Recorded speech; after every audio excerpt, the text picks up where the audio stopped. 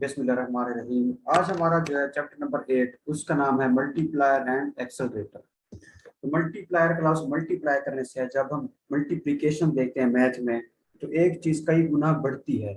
तो मल्टीप्लायर का मतलब भी यही है कि जब एक चीज़ में कई गुना इजाफा हो। डिग्री ऑफ रिस्पॉन्सिवनेस मतलब ये कि किसी चीज़ की एक्शन की वजह से, किसी चीज़ के एक्शन के बदले में किसी और चीज़ में कितना चेंज आता है, वो कितना रिस्पॉन्स देती है, कितने डिग्री तक, कितने गुना। Change in autonomous investment will cause a greater change in national income. वो कहते हैं कि ऑटोनोमस इन्वेस्टमेंट में अगर हम इजाफा करें तो वो हमारी नेशनल इनकम में इजाफा कर देगा। ये कैसे करेगा ये हम आगे देखेंगे। National income increases multiple times due to change in investment. वो कहते हैं कि अगर हम अपनी इन्वेस्टमेंट को चेंज करें, बढ़ाएं, तो उसकी वजह से हमारी नेशनल इनकम जो है वो कई गुना बढ़ जाती है। मल्टीपल टाइम्स मतलब कई गुना। इसके बाद एग्जांपल देखते हैं कि हमारी इनिशियल इन्वेस्टमेंट क्या है 100, उसके बाद न्यू इन्वेस्टमेंट है 600। Change in investment 600 minus 100 is equal to 500। अब हम देखते हैं national income. Initial national income is equal to 500, new national income is equal to 1500। Change in national income is equal to 1500 minus 500 is equal to 1000। अब हम देखते हैं कि investment multiplier है, मतलब ये कि इन्वेस्टमेंट में चेंज की वजह से नेशनल इनकम में कितना चेंज आया है। तो इसका फॉर्मूला है change in national income due to change in investment. तो हम देखते हैं कि जिसकी वजह से चेंज है वो नीचे होता है, और जिसमें चेंज देख रहे हैं वो ऊपर आता है। तो हम नेशनल इनकम में चेंज देख रहे हैं इन्वेस्टमेंट में चेंज की वजह से।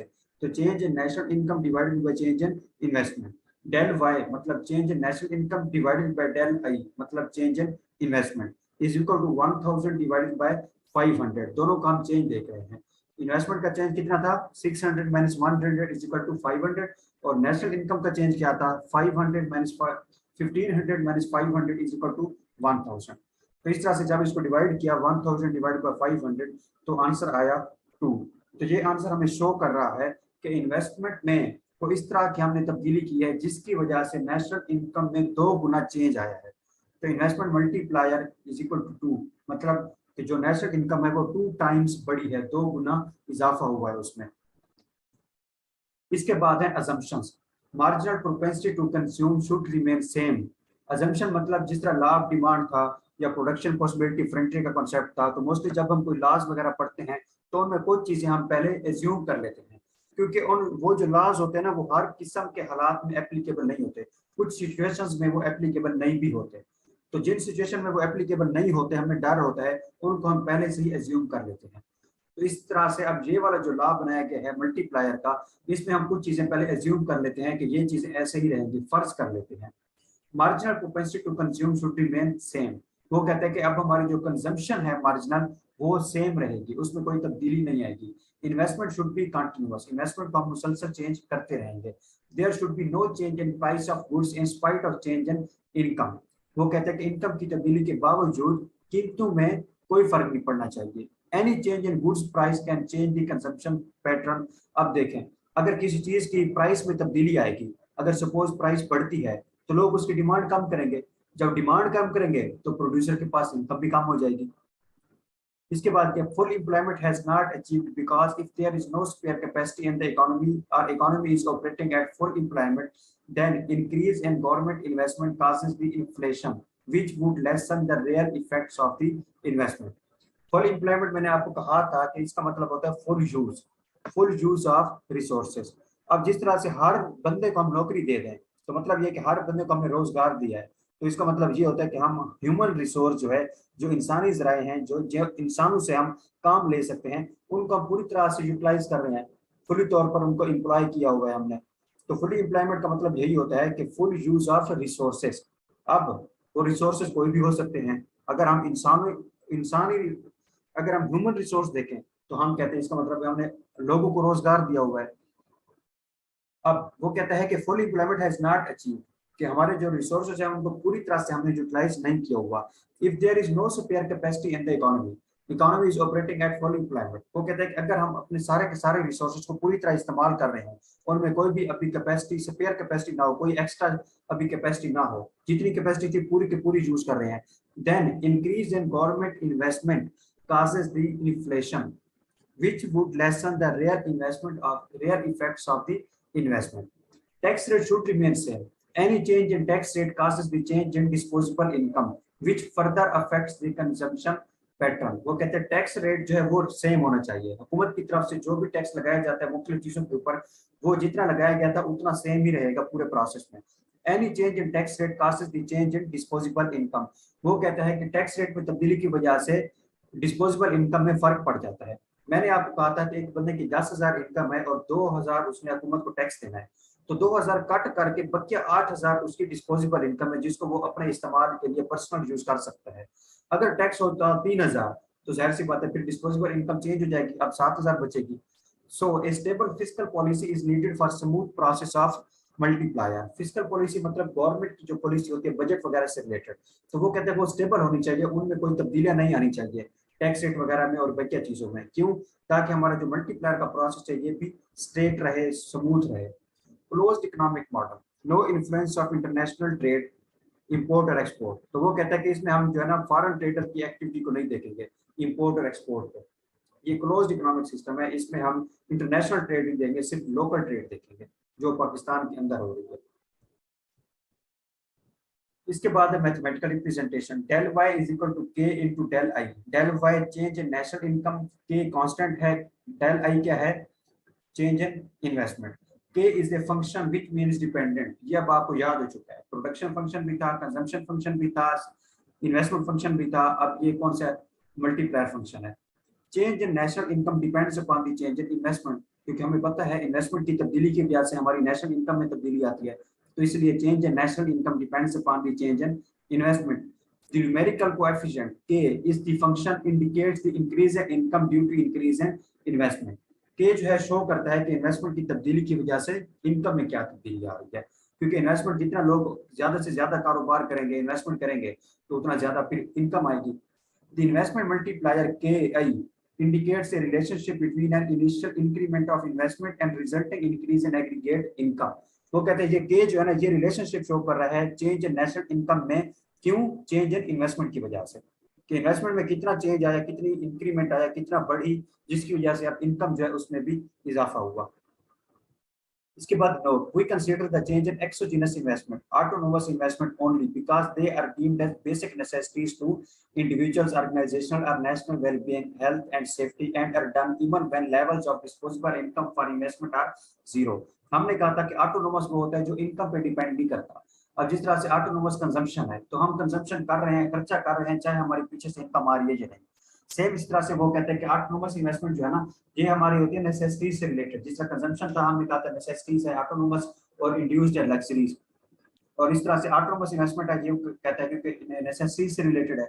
अब जो इंसान की बुनियादी जरूरियात हैं उनके बिजनेसेस तो चल रहे होते हैं, इस तरह से ऑटोनोमस इन्वेस्टमेंट वो क्या कहता है, we consider change in exogenous investment autonomous investment only because these are deemed as basic necessities to, किसी एक अकेले बंदे के लिए, किसी ऑर्गेनाइजेशन के लिए, या पूरी कौम की भलाई के लिए, या उसकी सेहत के लिए, उसकी सिक्योरिटी के लिए, and are done when even levels of disposable income for investment are zero और close to zero.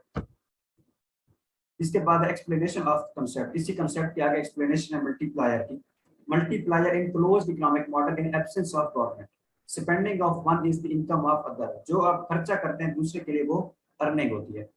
Portion of national income which is consumed is called marginal propensity to consume.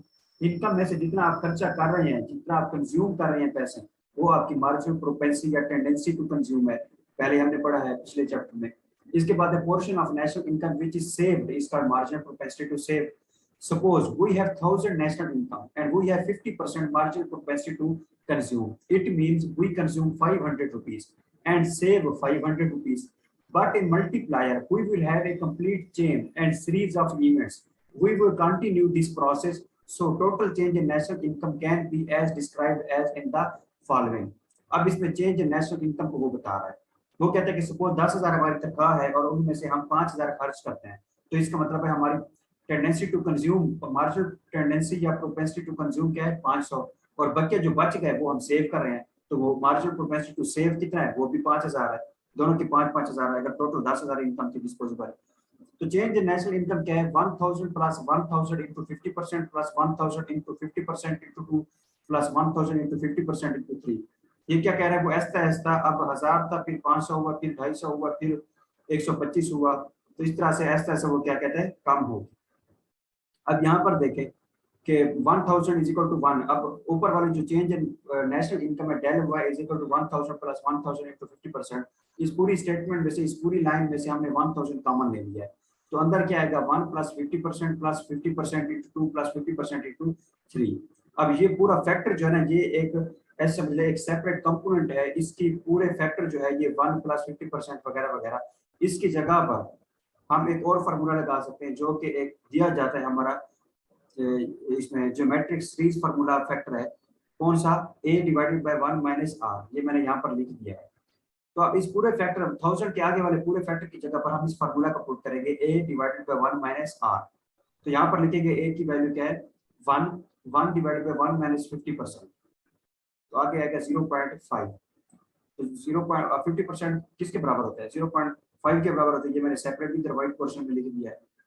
तो इस न्यूमेरिकल को खैर आप इस तरह से सॉल्व करेंगे तो आपके एंड पे फार्मूला वही बनेगा कि del y is equal to 2000। तो del y is equal to del a into k। अब 2000 मतलब क्या है कि इन्वेस्टमेंट की वजह से जो नेशनल इनकम में चेंज आता है, कितने गुना चेंज आता है। फर्क ये हमने देखना है, हमने उसको वैल्यू को नहीं देखना कि अगर हमारी इन्वेस्टमेंट 10,000 का इजाफा हुआ है तो नेशनल इनकम में हमारी 5,000 का इजाफा हुआ है। नहीं, हम ये कहेंगे कितने गुना इजाफा हुआ है, 1 गुना, 2 गुना, 3 गुना, क्योंकि ये मल्टीप्लायर है, मल्टीप्लीकेशन है, इसमें हम मल्टीपल टाइम्स देखते हैं चीजों को।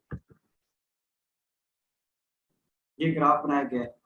The graph shows that MPC is assumed to be 0.5 at initial change in investment of rupees 1000. The investment of 1000 will lead to add in GDP by 2000. Therefore, each rupees 1 of investment has been multiplied 2 times. वो कहता है, ये show कर रहा है कि हमारे जो इन्वेस्टमेंट में अगर 1 रुपए का इजाफा हो तो नेशनल इनकम में 2 रुपए का इजाफा हो। इसके बाद टाइप्स ऑफ मल्टीप्लायर, पहली क्या है पॉजिटिव मल्टीप्लायर और दूसरी है नेगेटिव मल्टीप्लायर। पॉजिटिव क्या है? Greater increase in national income due to small increase in investment. वो कहता है कि हम अपने इन्वेस्टमेंट में थोड़ा सा भी इजाफा करें तो नेशनल इनकम में बहुत ज्यादा जब चेंज आ जाए तो हम कहते हैं ये पॉजिटिव मल्टीप्लायर है। और नेगेटिव मल्टीप्लायर क्या है? Greater decrease in national income from A टिनी decrease in investment. वो कहता है कि इन्वेस्टमेंट में आप हम थोड़ी सी अगर कमी कर दें तो जो नेशनल इनकम है उसमें बहुत ज्यादा कमी हो जाती है। पहला पॉजिटिव में क्या है? पॉजिटिव में दोनों इजाफे वाली बात है, इन्वेस्टमेंट में थोड़ा सा इजाफा नेशनल इनकम में बहुत ज्यादा इजाफा कर देता है। दूसरे में कमी वाली बात है, इन्वेस्टमेंट में थोड़ी सी कमी नेशनल इनकम में बहुत ज्यादा कमी कर देता है। इसके बाद क्या है? Limitations. Full employment, state of multiplier works until the economy is operating less than the full employment. कि हमारे जो सारे फैक्टर्स ऑफ प्रोडक्शन है या ह्यूमन रिसोर्स है उसको हम फुल्ली तौर पर यूटिलाइज नहीं कर रहे, उसकी फुल एम्प्लॉयमेंट है या फुल यूज नहीं है। Once full employment is achieved, process of multiplier become ineffective. क्योंकि जब हम एक रिसोर्स को पूरी तरह यूज कर देते हैं उसके बाद हम उसमें मजीद इजाफा नहीं कर सकते तो वो मल्टीप्लाई तो कुछ नहीं होगा क्योंकि वो तो फुली रिसोर्सेज को यूज कर चुका है। तो इसका मतलब है मल्टीप्लायर का वहां पर फंक्शन खत्म हो जाएगा, इनइफेक्टिव हो जाएगा। Ability of consumer goods, operation of multiplier works only if consumer goods are available in surplus. If sufficient amount of consumer good is not available, consumer will not be able to spend their income along any increase in their income. वो कहता है कि जब हमारे पास सामने चीज नहीं है मार्केट में तो क्या हम कोई पैसे खर्च कर सकेंगे? जब चीज नहीं है तो खरीदेंगे कैसे? Time lags, time lag states a delay between an economic action and consequence. Economy में कोई एक एक्शन हो रहा है तो उसका रिजल्ट क्या होगा, उसके दरमियान जो टाइम डिफरेंस होगा। The second limitation with the effectiveness of a multiplier effect is that a time lag exists between when the initial investment will be made and when the full effects of multiplier will be felt. कि investment में जब change है और उसका जब effect देखा जाए national income में, उस दरमियान में जो टाइम लैग जो डिफरेंस होता है, टाइम डिफरेंस उसे कहते हैं time lag. Multiplier extension, multiplier in closed economic model in the presence of government. पहले कौन सा था? इन एब्सेंस ऑफ गवर्नमेंट, वहां पर हुकूमत की तरफ से टैक्सेस वगैरह जो लग रहे थे उसको हमने डिस्कस नहीं किया था। अब हमारा है इन प्रेजेंस ऑफ गवर्नमेंट, अब हुकूमत की मौजूदगी में मल्टीप्लायर किस तरह से काम करता है। Marginal propensity to tax, MPT, percentage of income that is paid to the government in the form of tax. हमारी इनकम का वो हिस्सा जो हम हुकूमत को टैक्स की शक्ल में देते हैं उसे हम कहते हैं मार्जिनल प्रोपेंसिटी और tendency to tax. Mathematical representation क्या है? केटी, टी टैक्स है, is equal to 1 divided by MPS plus MPT. Suppose people are saving 30% of their income voluntarily and paying 20% as tax to the government. then the tax multiplier will be KT is equal to 1 divided by MPS और MPT था ना, तो S मतलब saving, saving कितनी है 30% है, percentage को जब हम वैल्यू में चेंज करेंगे तो 30 divided by 100 is equal to 0.3 आएगा, और टैक्स कितना है 20% है, परसेंटेज को हम फिगर में चेंज करें 20% डिवाइडेड बाय 100 तो 0.2 आएगा, तो KT is equal to 1 divided by 0.3 plus 0.5, तो आंसर आएगा 2। तो मल्टीप्लायर यहाँ पर क्या है, टैक्स का 2 है। उसके बाद है multiplier and open economic model with the effect of import and export. पहले हमने मल्टीप्लायर देखा सिर्फ हमारे मुल्क की बात है, और वो भी हुकूमत की अदम मौजूदगी में, हुकूमत के टैक्सेस वगैरह शामिल नहीं किए। फिर हमारे मुल्क की बात थी, उसमें हुकूमत की मौजूदगी में थी, टैक्सेस की भी बात की। अब हम पाकिस्तान से बाहर का इफेक्ट भी देखेंगे, इंपोर्ट और एक्सपोर्ट का, इंटरनेशनल ट्रेड को भी डिस्कस करेंगे। Marginal propensity to import, percentage of income that is used to buy goods and services from foreign economy. KM किसे शो कर रहा है, M इंपोर्ट्स को शो करता है, is equal to 1 divided by MPS plus MPT plus MPN। अब देखें, जब सिर्फ सेविंग की बात हो तो डिवाइडेड बाय 1PS, जब सिर्फ कंजम्पशन की बात हो तो डिवाइडेड बाय MPC, जब सिर्फ टैक्स की बात हो तो MPT, जब सिर्फ इंपोर्ट्स की बात हो तो MPN, अगर सेविंग टैक्स इंपोर्ट सब की बात हो तो 1 divided by MPS plus MPT plus MPN। Suppose people are saving 30% of their income voluntarily and paying 20% as tax to the government. In addition, people are also spending 10% of their income on imports. Then value of multiplier will be. अब यहाँ पर 1 divided by saving का 30% है, 30 divided by 100 क्योंकि percentage है ना, इसको 100 पे डिवाइड करेंगे तो 0.3, फिर 20% टैक्स है, 20 डिवाइडेड बाय 100 तो 0.2, फिर 10% इंपोर्ट्स कर रहे हैं तो 10 डिवाइडेड बाय 100 0.1। तो इस तरह से ये M निकल आएगा marginal propensity to imports. Accelerator, अब वहां पर देखें हमने मल्टीप्लायर में क्या कहा कि एक चीज में तब्दीली की वजह से दूसरी चीज कई गुना बढ़ जाए मल्टीपल टाइम्स, तो मल्टीप्लायर कहा। अब सेम इस तरह से एक्सेलरेटर है, ये भी एक चीज के प्रोसेस को फास्ट करता है, एक्सेलरेट करता है। वो किस तरह से, मल्टीप्लायर में हमने ये देखा कि इन्वेस्टमेंट में तब्दीली की वजह से नेशनल इनकम में तब्दीली आती है।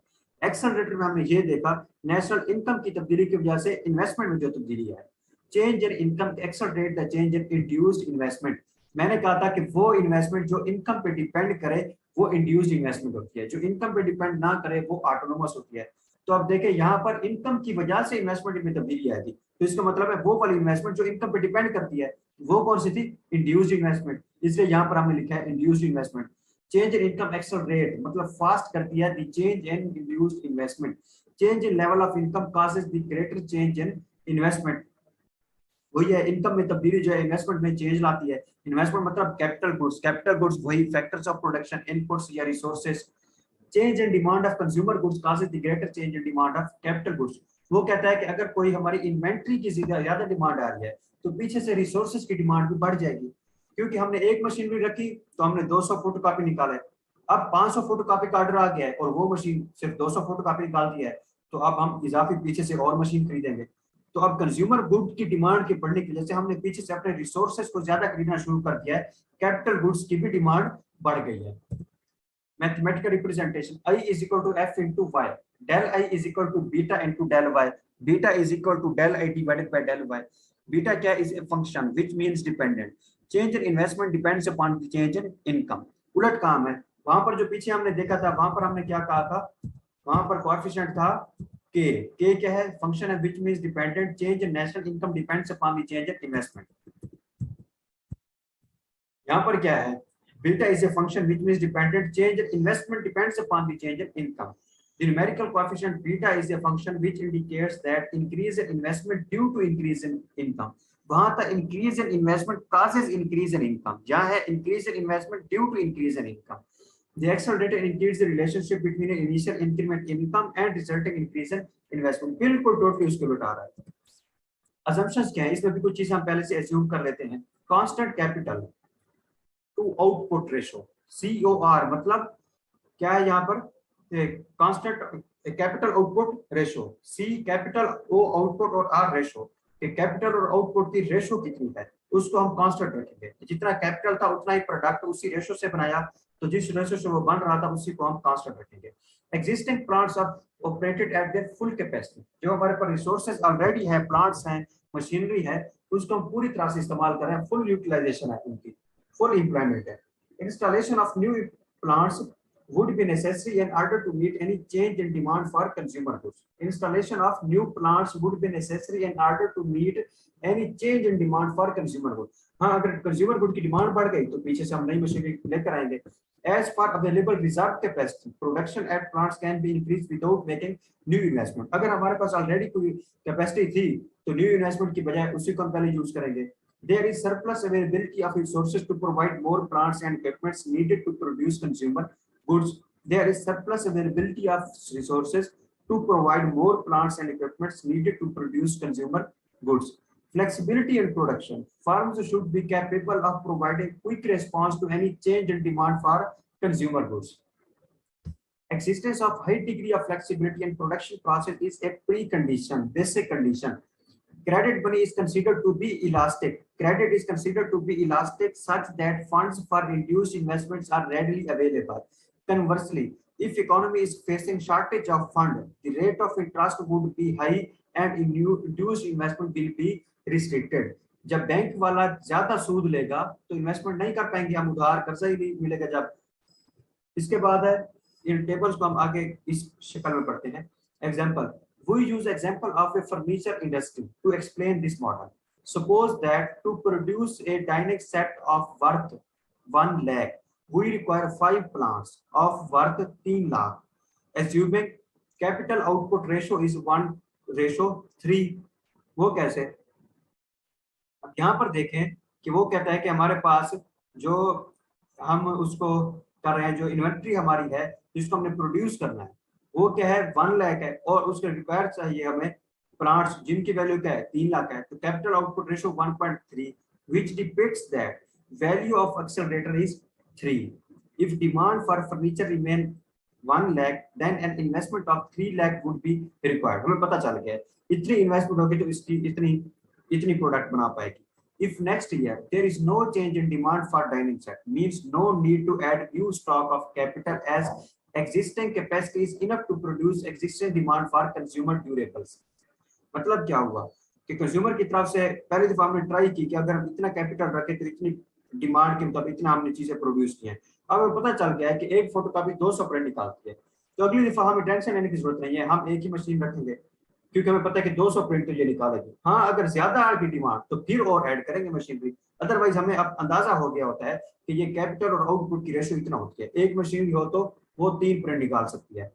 Suppose that one plant becomes useless every year as a result of depreciation.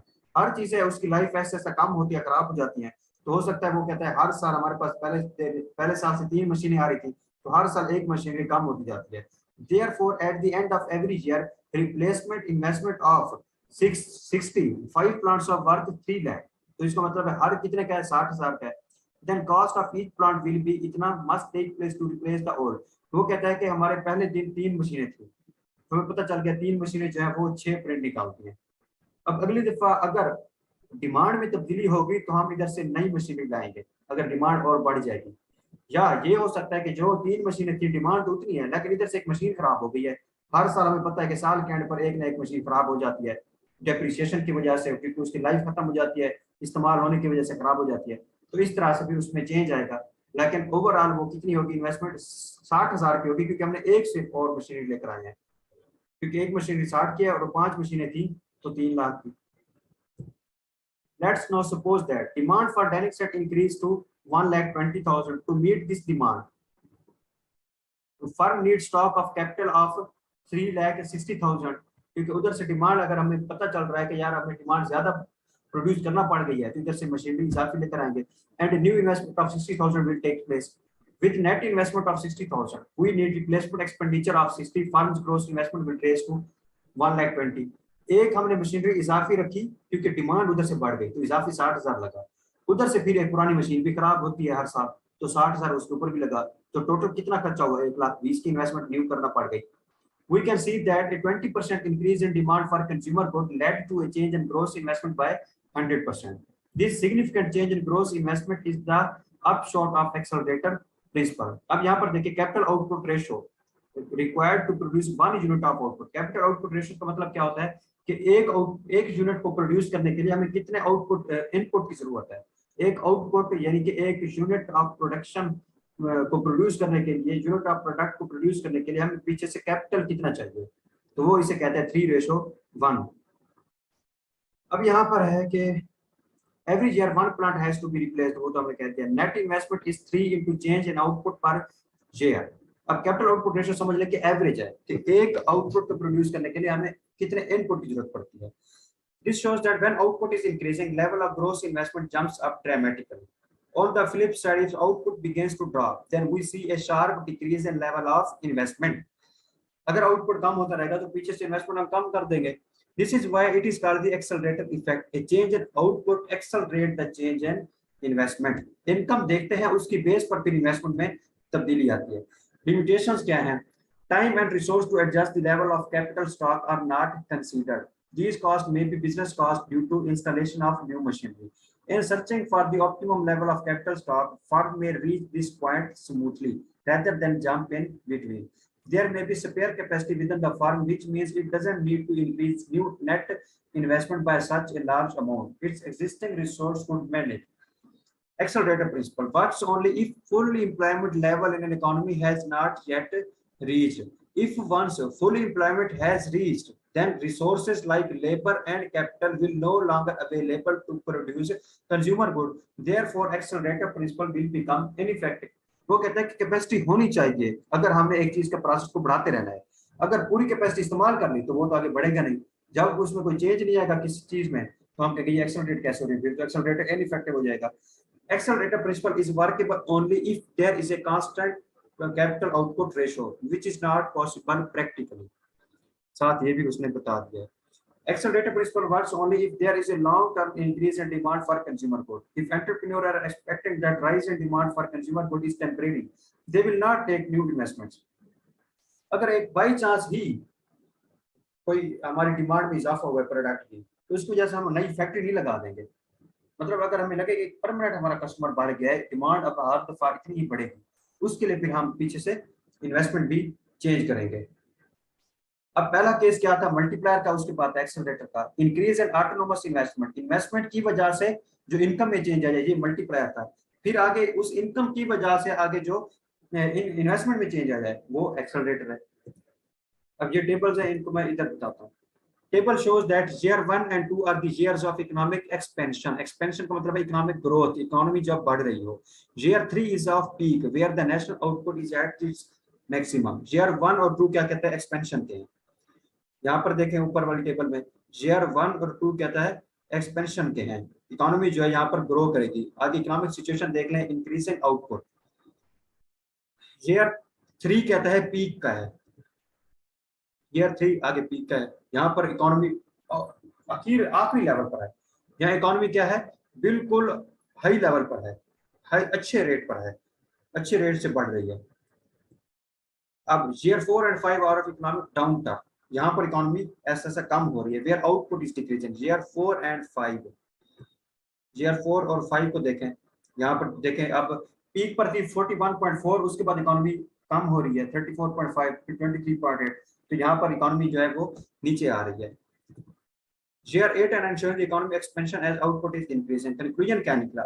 Changing level of income and output represent a series of cyclical fluctuations. Note क्या है? Changes in national output are attributed towards the interaction of multiplier and accelerator. बात सारी वही है कि national income में तब्दीली investment की वजह से है, तो एक्सेलरेटर। अगर इन्वेस्टमेंट में जो है तब्दीली है इनकम की वजह से, तो वो क्या है, मल्टीप्लायर है। तो उलट है दोनों एक दूसरे के। इसके बाद है business cycle, fluctuations of output that an economy experience over a long period of time. जो इकोनॉमी होती है ना किसी मुल्क की मईशत, वो क्यों नहीं इतनी आसानी से कंट्रोल होती, क्यों इतने बड़े बड़े इकोनॉमिस्ट या हमारे फाइनेंस मिनिस्टर, वजीर खजाना फेल हो जाते हैं, क्योंकि ये टोटली फ्लक्चुएशन होती है इसमें, कभी ऊपर कभी नीचे। एक फैक्टर का अच्छा इम्पैक्ट डाला तो दूसरे का नुकसान हो जाता है। अगर हमने उधर से रोजगार दिया तो उधर से फिर महंगाई करना पड़ जाती है, ये एक कॉमन एग्जांपल है। तो इसमें इस वजह से इसमें फ्लक्चुएशंस आती हैं। There are different phases in each in which one can analyze, recognize and therefore can use an indicator for future events. यहाँ पर देखें, ये हमारी ग्राफ शो किया गया जो हमारी इकोनॉमी को शो कर रहा है। एक पीक पॉइंट है, एक रिसेशन है, एक ट्रफ है, एक रिकवरी है। पीक होते हैं जब इकोनॉमी बहुत अच्छी हो, रिसेशन होते हैं जब इकोनॉमी ऐसा ऐसा खराब हो रही हो, ट्रफ होते हैं जब इंतहाई बुरी हालत में है, फिर ऐसा ऐसा जब बेहतर हो तो वो रिकवरी होती है। फिर दोबारा अगर ऊपर पहुंच जाए पीक पे तो हम कहते हैं इस टाइम बूम है, पीक है, पूरी तरह अच्छी सिचुएशन में इकोनॉमी चल रही है। अब इनकी एक्सप्लेनेशन देखते हैं। The graph shows that throughout economic history, there is often an upward trend in the level of economic growth. Peak and troughs form, but after each cycle, the level of real GDP is greater than before. Business cycles are economic fluctuations of an economy in long run. Such fluctuations are experienced through four distinct phases: peak, contraction, trough, and revival. Revival वही recovery. अब हम इनको one by one पढ़ते हैं explanation. Characteristics off peak यानी boom period. The economy is expanding. This means that output, income, employment, prices, and profits should all increases. At this stage, bank issue the credit more freely, which facilitate the firm to invest in increasing the output to meet the demand of consumers with high income. Output grows as does overall business optimism. Business में positive change आता है. A growing economy also means that there may be inflationary pressure caused by high demand. Demand बढ़े तो price बढ़ती है, inflation बढ़ती है तो inflationary pressure and insufficient level of output. उधर से चीजों की कमी shortage हो. To temper this pressure, central bank are likely to increase the interest rate. Interest rate central bank कौन सा है? State bank. As output increases, there comes a point where it cannot expand further, which is when the cycle reaches its peak. वो कहता है एक लम्हा आता है जब इकोनॉमी एक ऐसे लेवल पर पहुंचती है कि उसके आगे मजीद नहीं बढ़ सकती, तो उसे हम कहते हैं पीक। ग्राफ के ऊपर जो ये ऊपर वाला पॉइंट शो किया गया कर्व का। इसके बाद है characteristics of downturn or recession. At this stage, economic activity begins to slow down. अब इकोनॉमी ऐसा ऐसा बिगड़ने लगी है। When demand begins to decrease, firms begin to scale back their production and investment plan. That shows a steady decline in output. During downturn or recession, we generally do not expect the increase in prices because deflation is a recessionary indicator. Bank reduce the credit they issue. Firm cancel the orders that they place and people begin to lose their jobs, which further decreases the level of aggregate demand. This eventually takes the economy into state of recession. ऐसा ऐसा slow पढ़ रहा हूँ, बातें simple सी हैं, समझ सकते हैं आप। Characteristics of trough or depression. In this phase, unemployment levels are high, incomes low, consumer demand low, and investment low. The economy slips into a state where output remains very low. There is an underutilization of resources as machinery lies dormant. और जो machinery है, जो resources है, उनको हम fully use नहीं कर रहे, अंडर यूटिलाइजेशन, बहुत कम इस्तेमाल है। Business confidence is extremely low as profits and price go lower and lower. Economic activity is at its lowest, meaning the business cycle is at its trough. Characteristics of recovery or revival. The depression doesn't last forever. Economy gradually converts itself into revival. वो कहते हैं कि हमेशा economy बुरे हालात में नहीं रहती, वो ऐसे से दोबारा रिकवरी की तरफ जाती है। Consumers who had postponed their expenditure in the hope of further cut in prices raise their expenditure. वो कहते हैं वो लोग जिन्होंने चीजें खरीदना बंद कर दी थी कि क्या पता चीजें मजीद सस्ती हो जाएं, अब वो दोबारा से खर्चा करना स्टार्ट कर देंगे। There would be an increase in level of economic activity as demand begins to increase slightly. With an increase in demand, production increases, causes an increase in investment. This causes a steady rise in output, income, and business confidence. This leads to an increase in investment, somewhat helped by banks increasing the credit. Credit कहते हैं उधार को, loan को.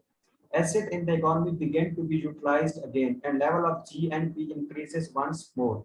During this process, economy then enters a phase of recovery or revival, and the cycle continues.